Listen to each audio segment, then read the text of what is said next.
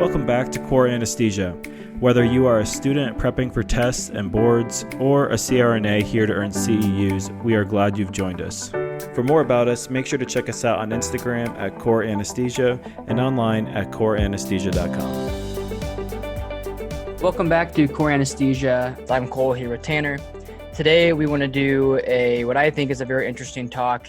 It's on bottle anesthetics. I feel like anybody that is looking at anesthesia or going through school, this is like, at least in my mind, the one big talk that people really look forward to. It's the one thing that really separates anesthesia from any other field is the idea of being able to give volatile anesthetics. You really don't see this anywhere but anesthesia. So Tanner and I wanted to spend this episode going through how they work in terms of how we get the anesthetic into the lungs, transferred across into the blood, into the brain, how they cause their effects, when we would use some bottle anesthetics over another, depending on what kind of patient population you're dealing with. So that's kind of the plan for today. First thing I want to do today is ask just a favor from all of you who are listening. We've had quite a growth in the number of listeners in the last month or so. And really what would help Cole and I is if you guys can go on the Apple Podcast or wherever you listen and just leave a review. That'd be super helpful. And then also if you give us a 5-star rating, that'd make our podcast more visible for other people to see. So even if just half of you went and did that, that would be amazing. And so if you have just a few extra minutes, please go leave us a review and then also give us a rating. That'd be really helpful. So without further ado, we're going to get into the actual discussion here today. The first thing we want to talk about is how these gases work. This isn't exactly super clear about the actual mechanism of action, but as far as the actual pathway of getting the volatile gases into the body, we're pretty clear on that aspect, which just really gets kind of fuzzy when we're talking about the actual mechanism of action in the brain and as far as which receptors and things like that these gases work on. But initially, let's think about this. We were giving these inhaled anesthetics. It's going to be breathed in by the patient. The concentration of the gas in the lungs is going to continue to rise. And our goal is to basically get to a level where the pressure or the amount of anesthetic that's in the lungs is going to be the same as what's in the brain. And that's what's going to allow the anesthetic to have its effect for our patient. When you finally have the concentration in the lungs, it'll go into the vessel-rich groups, and then that will diffuse into the brain. That's where we get our sedative effects. As far as how it actually causes sedation in the brain, we're not really sure about the specifics here. The Meyer-Overton rule says that the potency is positively correlated with the lipid solubility of the drug. So basically, the more lipid soluble the drug, the greater the potency. As far as the specific mechanisms that are causing the sedation in the brain, it's going to antagonize the NMDA receptor.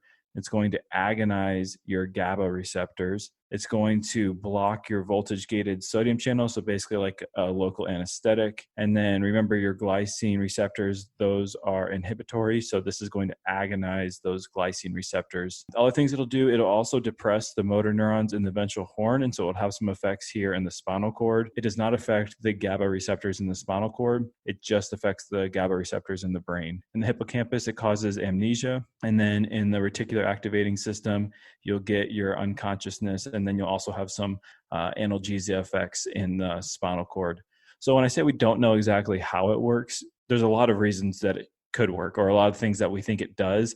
There's a lot of things that we understand and know about what's going on in the brain, but as far as which one is more significant than the other, it's kind of a grouping of all of these different receptors. Yeah, and so as we really go into this talk and this discussion, the easiest way I can make it said to help you understand is that we are going to be mostly concerned about the concentration of the drug in the alveoli. So kind of skip over the idea for right now of it going into the blood and then distributing, et cetera. Just think the higher the concentration in the lung is basically going to be equal to the concentration in the brain. So how we measure that is by the expired concentration. So if you think about it with me for a second here, you're starting to breathe with a ventilator for this patient and you dial up your volatile anesthetic. Now your air being inspired is going to contain this volatile anesthetic and it's going to come in that first breath into the lung. And now that concentration in the lung is going to start to increase. But what's compensating that is some of that volatile anesthetic is going to be taken into the bloodstream and then distributed to the rest of the body. and that will lower the concentration in your lungs. And so your next breath, breathe some more volatile anesthetic in, and that's going to continue to increase that concentration or that partial pressure of the gas in the lungs. But it continually is going to be being uptake into the blood and being distributed to the rest of the body. And the main thing that we're considering here is when it gets taken to the brain, which being in the vessel-rich group, it'll be there first, and then it'll hopefully go into the brain and cause the effects that we want. As the concentration gets higher and higher and higher throughout the body and throughout the brain, you're then going to reach a point where you've taken enough breaths where now you don't have as much pull going from the lungs into the blood, and you're going to have expired anesthetic coming back out to a point where that expired anesthetic is then going to be equal to the anesthetic that is in the brain. That's the easiest way for us to monitor the concentration or the partial pressure of the volatile anesthetic in the brain is by our expired concentration. Yeah, and basically this is, we know this happens in the kidneys, this happens all throughout your body where you have increased solutes. Think of it basically as like a solute, and you're going to dilute that, or it's going to go to where there's less solutes. So as inhaled anesthetics come into the lungs, they're going to cross from your alveoli to the blood until your blood is starting to match the same concentration that's in the alveoli, and you're not going to be getting the gas to be going across into the blood. At that point, you're going to start exhaling the same ratio of the gas that you're putting in through the anesthesia machine. And that's when you know that the level at the brain is what you're looking for, because you're getting the same concentration coming back out is what's in the blood. And if it's in the blood, that's what's going to the brain. So awesome. That describes how we get the anesthetic to the brain. And so going forward, the most simple way to look at it is just think the faster we get that expired concentration or that concentration in the alveoli to increase, the faster that we get that concentration in the brain to increase, and we can cause these sedative effects. So due to different volatile anesthetic drugs that we use, they're all going to have varying levels of potency and solubility that causes it to be brought into the blood from the lungs and then into the brain. We try to find a common ground here that we can use to have a standard of measuring for all these drugs. And that's where MAC comes into play. So if you ever heard of MAC, there's a couple different MACs in anesthesia, but the MAC that we're talking about this time is a minimum alveolar concentration. So what that stands for is basically how much partial pressure or concentration of drug in the alveolar sac is needed to cause the sedation that we want. And so MAC is expressed as the percentage of 1 atmospheric pressure at which 50% of the population will not respond to a painful stimulus. So depending on the potency of the drug that we're using, basically a MAC is saying this much percent of 1 atmospheric pressure is needed of this drug to cause 50% of the population not to respond to a painful stimuli. So let's think about this. If I have a drug that I'm giving that is very potent, I'm not going to need as much of it to knock that patient out. And so my MAC is going to be less than if I'm using a drug that is not as potent, which means I need more of it to cause that sedation. So when we talk about the MACs of different drugs here later in the talk, just know that the higher the MAC, the less potent that drug is. And so when we go through the drugs, we'll talk about the MAC that we aim for with each drug. But the other thing I want to touch on right now is there's different forms of MAC that we discuss. So the MAC that I just discussed is your total MAC or your whole MAC that you're looking for.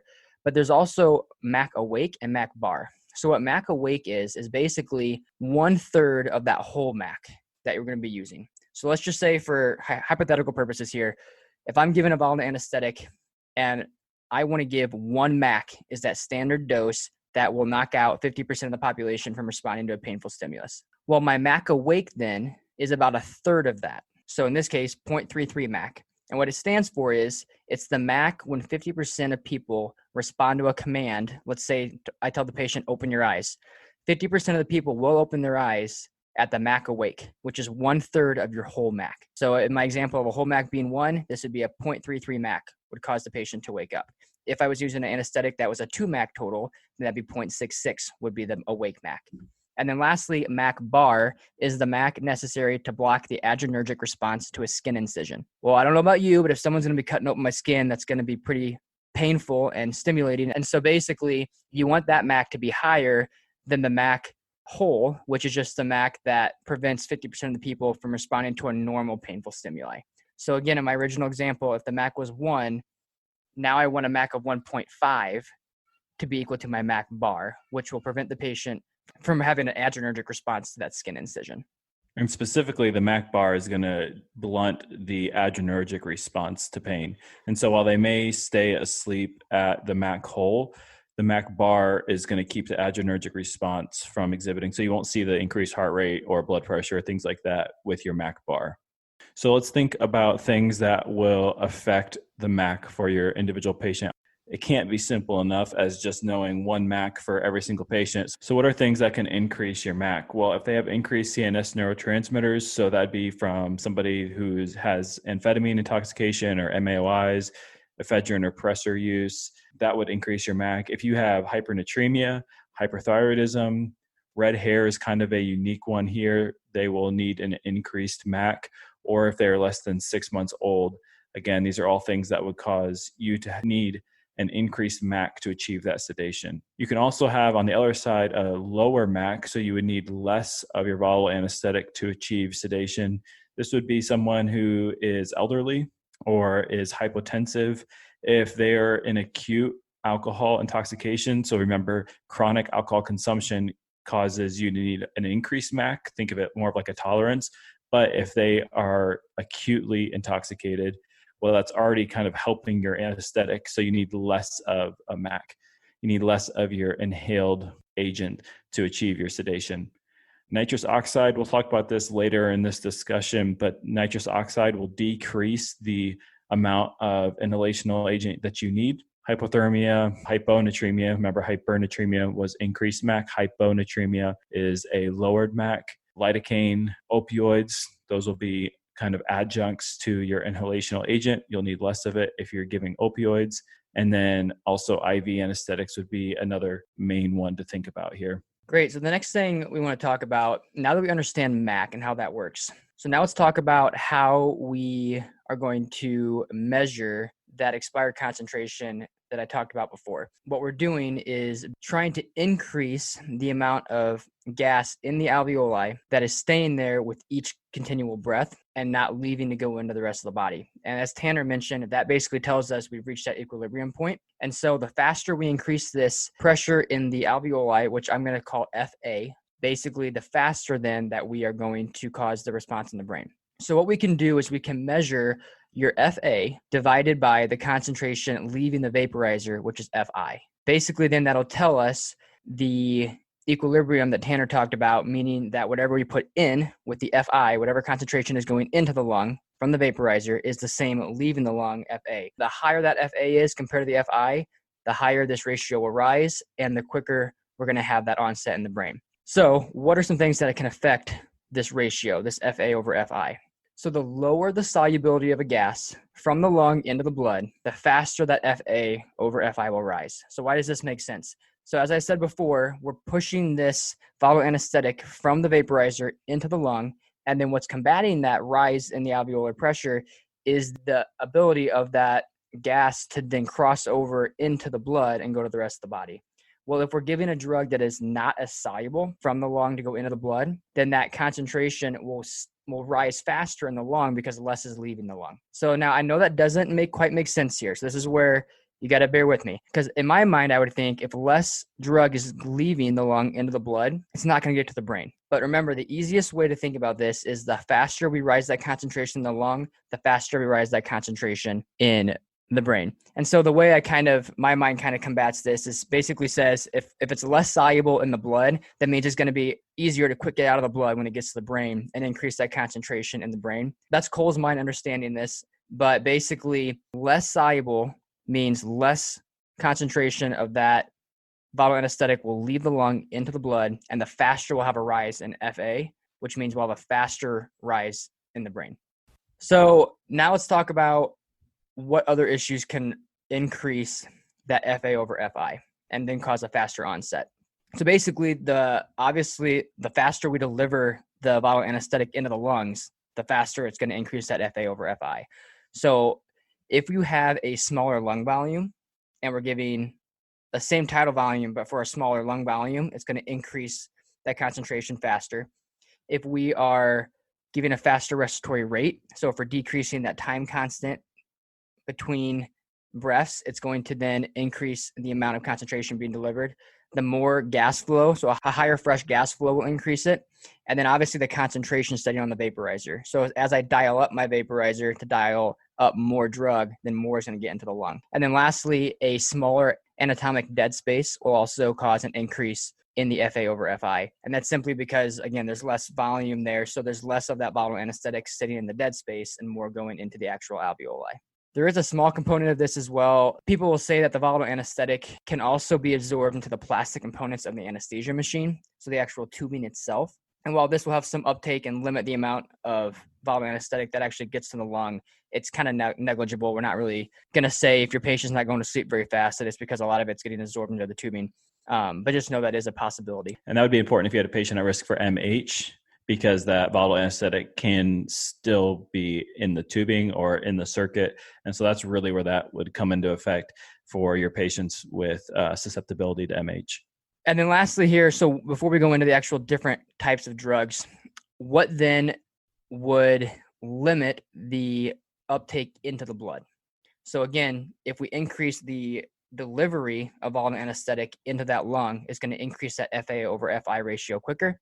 But if we decrease the amount of uptake into the blood, that'll also increase the FA over FI ratio. So what will limit the uptake into the blood? Obviously, like we said before, the lower the solubility of the drug, less will go into the blood itself. So the next thing is a low cardiac output. So basically that will also increase that FA over FI ratio. And then also the lower the pressure of the drug in the arterial system versus the venous system will also limit the amount of drug that's being uptaked by the blood from the lung. And so the faster our rise in FA over FI will occur. So if you're still with us, I know this is very technical and confusing. There's a few terms that we want to discuss just briefly that will be discussed, and you need to understand basically what we're talking about. We've talked about most of all of these already in general terms, but specific terms that you might hear and you need to be aware of as you move into clinical practice. So the first thing let's talk about is the partition coefficient. You can basically think of this as, where does the drug want to go? Where does the drug want to move after it is brought into the lungs? So if a drug has a high partition coefficient, so if it is like 1.4, then that means that basically the ratio is 1 to the alveolus compared to 1.4 in the blood. So higher concentration in the blood than in the lungs. And like Cole was just talking about with the cardiac output and these different pressures and the FA over FI, we want the drug to be high in the lungs. That's where we want our concentration. So if you have a drug that has a low partition coefficient, so 0.42, then you would have 0.42 in the blood compared to 1 in the alveolus. So whatever the number is for the partition coefficient, that's what the ratio is in the blood, and it's always to 1 in the lungs. So a lower partition coefficient means that we have a higher ratio in the lungs. So again, if it's 1.4, that would be more in the blood than 0.42, which would be more in the lungs. Okay, that's the idea behind where the anesthetic wants to go or where it will choose to stay, whether that's in the lungs or in the blood. The other thing we want to think about is where it's going to basically reside. So if it's more soluble, we already talked about this, it's going to want to move into other tissues after it moves out of the vessel-rich groups. And so if it has high solubility, so this is your oil gas partition coefficient, if it has high solubility, it's going to have high potency because it's going to be a slower onset. It's going to be more soluble and it's going to go into these tissues. It's also going to be a slower off because it's going to redistribute from these tissues back into the blood, and you'll still have effects in the brain. So if it's more soluble, it's going to be more potent. It's going to be slower on, so your onset is going to be slower, but it's going to last longer and it's going to take less of the drug to have your sedative effects. And then the last one would be the tissue blood partition coefficient. Main one we think here is fat compared to blood. So if you have somebody who has increased fat content, then this is going to redistribute into the fat. And then once the concentration in the blood decreases, this will redistribute into the blood and you'll have prolonged effects. So this will come into play when you're trying to wake up your patient. And if they have increased adipose tissue and you have your inhaled anesthetic on board, it's going to hang around longer for these patients than it would for somebody with less fat tissue. Next, what we want to talk about is the chemical makeup of these drugs. And if you are interested in chemistry, please reach out to us on Instagram. You and Cole can talk all day long about this. For me, I can't stand the chemistry side of things, but it's important that we know about this. It's important that we understand the differences between these different medications. All right, so I'm not that big of a chemistry nerd, but it is interesting at least. I had a chemistry minor, so I can at least kind of understand this stuff, but I do Don't not let them claim to lie be to an you. expert. You love chemistry. Okay, fine. Not like I'm just love as in like a nerd love for chemistry, but I can tolerate it. Tolerate's probably a better word. all right, fair enough. So, okay, let's just make this really simple. So basically, we're going to have three main volatile anesthetics that we're going to give through a vaporizer. That's going to be isoflurane, desflurane, and sevoflurane. There's another volatile anesthetic we talk about, and that's nitrous, but we give that through our anesthesia machine as a gas because it already comes in gaseous form. And so we can just run it through just like you would turn on oxygen or air from your ventilator. The other three, the ISO, the DES, and the SEVO, basically they come in liquid form, and we got to put it in a vaporizer to then turn into gas and deliver it with our breaths through the ventilator into the patient. So let's go through right now how to differentiate between the chemical makeup of these medications. So if you ever get a test question about the chemical makeup, just know that isoflurane has only 5 fluorine ions, desflurane has 6, sevoflurane has 7. Isoflurane, instead of having a extra fluorine with it, it has a chlorine, so a chloride ion. So it has those 5 fluorines with a chlorine as well. And that chlorine basically makes it heavier and more dense. And that's what they say makes it more potent. So I'm kind of giving it away here a step early, but isoflurane is going to be our most potent. Going into another one, we have halothane, which we don't really deal with at all. But if you were to see a chemical structure and it asked about halothane, the obvious giveaway is that it has a bromine ion in it. So if you see bromine, which is a Br on the chemical structure, boom, halothane, move on. But again, just the number of fluorine ions, you can just count and differentiate between ISO, DES, and SEVO. So the other interesting thing here is that ISO and DES have chiral carbons. So what chiral carbon basically means is that you have a carbon that has 4 attachments, and all 4 attachments to that carbon are different. And we can have 2 different ways that we arrange those 4 connections, and we call those 2 different arrangements stereoisomers. And that's what they think causes a lot of the effects that we see in the brain are basically the receptors that we talked about, Tanner talked about earlier, are stereoselective, meaning that you can have one form of these drugs versus the other and they would bind. So in terms of potency, as I mentioned earlier, potency goes ISO is the greatest, which is 2 times more potent than SEVO. And then ISO is 5 times more potent as DES. So it goes ISO, SEVO, DES, and then nitrous is the least potent.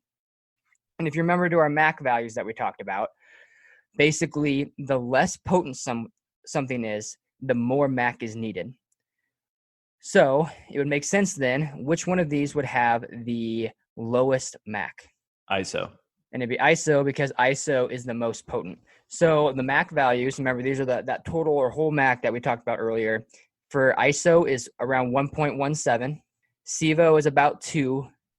DES is about 6. And then nitrous is all the way up at 104. These are kind of hard for me to keep straight, and you have 1,000,001 other things to memorize. If your brain works at all like mine, remember ISO, I is around 1. 1 and I look the same. SEVO, curvy S looks really similar to 2, SEVO and 2, and then DES is 6. We don't really care about the MAC of nitrous because you don't ever use it, but that's how I remember ISO versus SEVO. Next, let's talk about the partition coefficients. So I already kind of touched on this earlier, but we'll talk about the specific numbers here. Remember, partition coefficient is describing how soluble the gas is. The blood gas coefficient, you have DES, which is 0.42. Nitrous is 0.46. SEVO is 0.65. And ISO is 1.46. So remember, those are all just ratios compared to 1 in the lung. So DES is 0.42 in the blood compared to 1 in your lung. So DES is going to have the fastest onset because its blood gas coefficient is low, 0.42, whereas ISO is going to be a longer onset 1.46, that means more of it is going to be in the blood, less of it's going to be in the lungs. And remember, lungs are where we're really measuring our effect. Vapor pressure is the amount of molecules in the gaseous form in a closed container. So if you have a higher temperature, you're going to have more of the molecules turning into gas and forming the higher vapor pressure. So the lower the boiling point of a drug, the more likely it'll be in vapor form, and you'll have increased vapor pressure. Desflurane is kind of unique here because it has a boiling point right around room temperature. It needs a special vaporizer called a Tech 6 Des vaporizer, and this allows for the right amount of the desflurane to be in a vapor form, which we can then utilize for our anesthetic. We care about vapor pressure mainly because the molecules need to be in a gaseous form for us to administer them through the ventilator. And so when we're dialing the different dosages on our anesthetic machine, basically we're dialing the anesthetic to a volume percent. So the volume percent times the total gas pressure equals the partial pressure of the gas. So this is important. If you look at the equation, basically if we're using 5% partial pressure, the total gas pressure is just your atmospheric pressure. So if we have 5% DES, they're going to do 5% times 760, your atmospheric pressure, and you're going to be delivering 38 millimeters of mercury partial pressure of DES to the patient.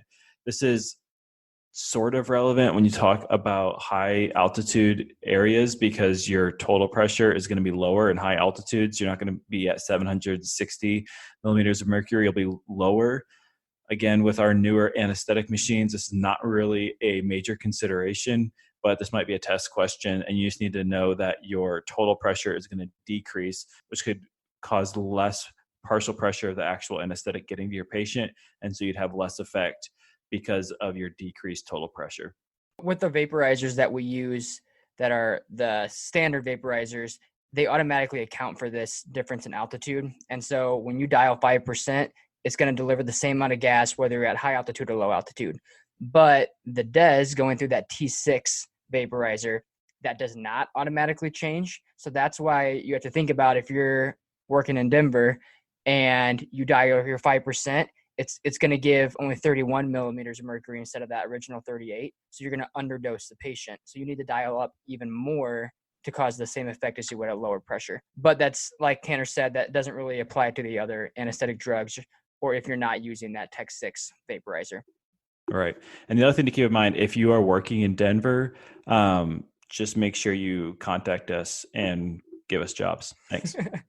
So before we move on, let's just quick review here. So the vapor pressures of the three main drugs we're going to talk about, because DES boils right around room temperature, it has a very high vapor pressure. So remember, vapor pressure is when things boil. It's what molecules turn from that liquid form up to the gas form. And that's 700 for the DES, which is right around the atmospheric pressure, which is why we have to do that special vaporizer for it. ISO is 238 and Sevo is 157. So that's why we can use those with a regular vaporizer. And again, just as our vaporizer works, the more drug that gets into that vapor form, that fresh gas flow flowing over it can take it into the patient, and then more is replaced. So moving on to metabolism of this. So we get rid of these drugs two ways. The main way is by breathing it back out. That's the primary way we get rid of it. You turn off your gas, the concentration flows the other direction, and we breathe it back out. The other way is liver metabolism. This is slightly involved. I've seen different sources that say different numbers on this. In terms of the breakdown and the liver metabolism, the way I remember this is an alphabetical order. So DIS is alphabetical for DES, then ISO, and then SIBO. And that's from least to greatest. And so the percentage of each drug broken down by the liver is going to be 0.1 for DES, ISO is 1, and then around 5 to 8% is SIBO. Other sources I've seen say, remember the rule of twos, and they say DES is 0.02, ISO is 0.2, SIBO is 2. So there's some varying literature on this, but basically the big thing I want to get at here is not a lot of this is broken down by the liver. The majority of this is just exhaled when you turn off your gas. And again, we're not going to talk much about halothane today, but just know halothane has 40% hepatic metabolism. So this one is the most at risk of having an overdose or having some hepatic injury occur. The one other thing is nitrous oxide has like 0.004%. So really it's just think it's not metabolized at all. We just breathe it out. The main concern with metabolism, though, is when the liver metabolizes it, it forms fluoride ions, these free fluoride ions, and then trifluoroacetic acid, which is abbreviated as TFA. And that's where you can kind of get your immune reaction and cause a hepatic dysfunction occur. That's why halothane is the most at risk for causing hepatic dysfunction, just simply because it is 40% broken down by the liver and causes a lot of that TFA to be made. But for these other drugs, it's not really a consideration. But the big thing we're considered about is the fluoride ions. It's been shown that that can cause some high urine output renal failure. And so we've talked about this briefly on our renal discussion in our previous episode, but we don't consider it too much of a concern unless there's a very high amount of these fluoride ions going into the kidney. So Sevo basically, because it's broken down the most out of the three that we give, it's going to produce the most of those fluoride ions. It doesn't really make that TFA, but those fluoride ions are what can cause that high output renal damage. But again, it's not really severe enough that we consider it a concern. The bigger concern with the renal system is just a decrease in blood flow to the kidney, but we'll get to that in a little bit. The last thing here with metabolism is if you have a bad CO2 absorber. So if you're using soda lime, if you remember from our anesthesia machine talk, we talked about how Sevo can make compound A in the presence of a bad soda lime. And so that compound A can also cause some damage as well. And then Des and ISO make carbon monoxide as its broke down product when you have a bad soda lime. So just keep that in mind, that when you have a question about Sevo having compound A or Des and ISO making carbon monoxide, those are outside the body. That's from our CO2 absorbent, and then those can be breathed into the patient. Whereas the actual metabolism from the liver is going to produce this TFA and the free fluoride ions. So just make sure you differentiate between those two processes. So we're obviously not through with discussing everything that we want to talk about with the volatile anesthetics, but for sake of time, we're going to wrap this episode up here today.